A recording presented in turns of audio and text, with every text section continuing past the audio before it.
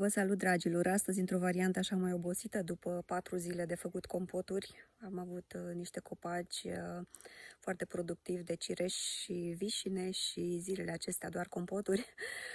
Și cred că din toate, peste, nici nu mai știu, 100 și ceva, peste aproape 200 de borcane de compoturi, am reușit să facem și vreo 5-6 de gem, dar nu dulceață, fiindcă nu las să se facă chiar în stadiu de dulceață, să ajungă la stadiul ăla de zahăr concentrat. Bun, așa ca și scuză am zis asta, fiindcă tot dormind la 12 noaptea comparat cu ora 9 sau 10 la cât ne culcăm de obicei, se vede diferența.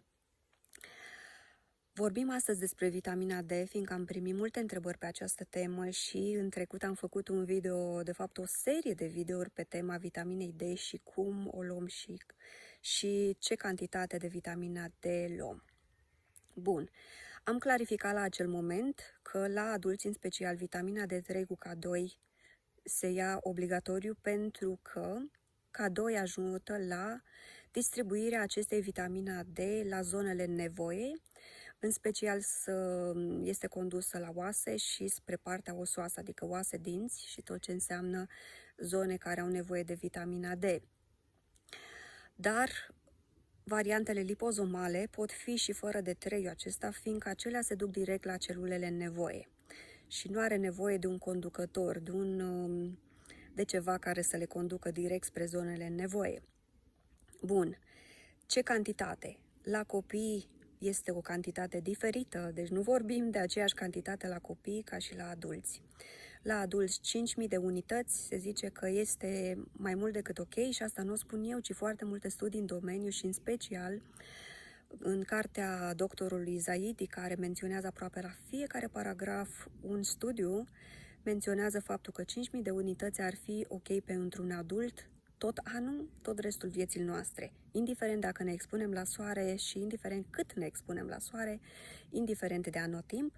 De ce? Fiindcă sublinia și dânsul, peste 90% din populația lumii are deficiență de vitamina D, care deficiență, deci dacă astăzi ne facem analizele, așa ca să vă dau un exemplu, mâine vitamina D se poate schimba în funcție de evenimentele la care am fost expuși sau dacă am consumat mai mult zahăr sau dacă am fost mai stresați sau dacă suntem mai obosiți, vitamina D plus altele din categoria nutrienți din corp se consumă. Deci dacă analizele astea sunt bune, nu vă bazați pe ele. Acel raport se schimbă de la zi la zi în funcție de tot la ce suntem expuși. Dacă suntem expuși la o cantitate mai mare de metale grele decât normal, fiindcă și aceste metale grele și substanțele radioactive și nu numai, pesticide, erbicide și tot ce intră la categoria chimicale ne influențează în primul rând raportul nutrienților, dar și cum se absorbă acestea. Toate sunt influențate, deci v-am zis inclusiv chiar și un simplu grătar influențează valorile. Așa că toți mergem prin viață cu diverse carențe. Nu trebuie să ne facem analizele ca să spunem, da, avem carență de X și Y nutrient, fiindcă tot timpul avem carențe. Ce facem? Cum v-am spus, 5.000 de unități zilnic, K2 plus K2 la adulți, vitamina D3 plus K2, asta luăm. Dacă aveți, știu eu, diverse probleme în corp, cum ar fi, fiindcă toți avem inflamație în corp, începând cu vârsta de 20 ceva de ani, începe un proces inflamatoriu în corp, iar spre 30 de ani se agravează, fiindcă începe procesul nu natural, în ghilimele natural, de îmbătrânire prematură. Toți avem inflamație în corp. Ce diferă de la unul la altul este procentul de inflamație.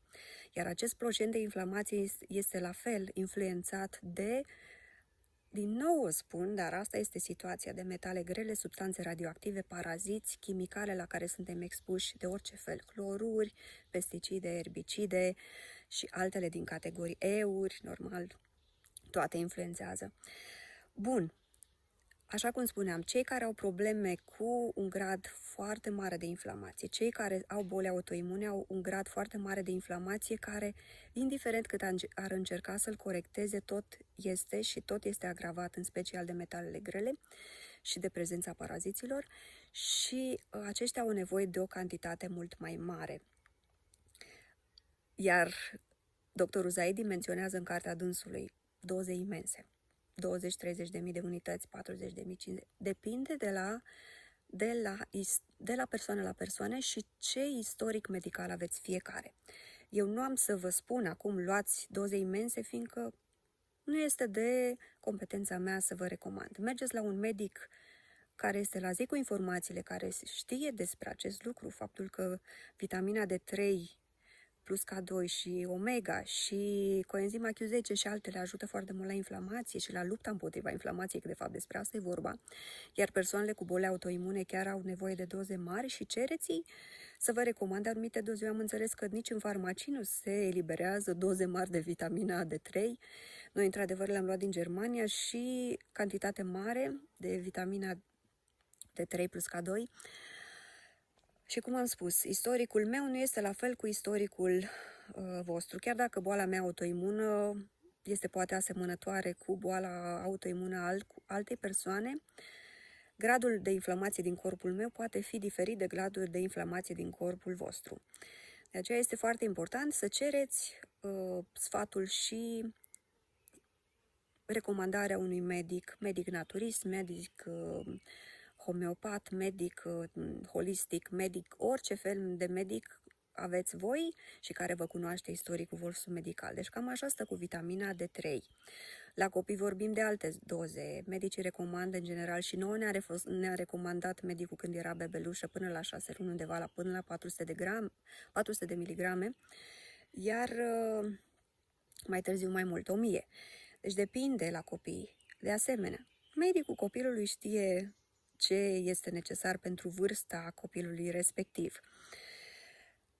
Și, așa cum am spus, la adulți 5.000 de unități este ok, este normal, nu afectează corpul, nu are efecte adverse, iar la ceilalți se cere sfatul medicului. Este cel mai util și cel mai safe din punct de vedere al sănătății ca să cerem părerea unui specialist, mai ales care este la zi cu aceste informații, și apreciez foarte mult medicii care sunt, chiar și în România sunt foarte mulți medici care au început să fie tot mai informați și mă bucur mult fiindcă încep să se deschidă și în această privință.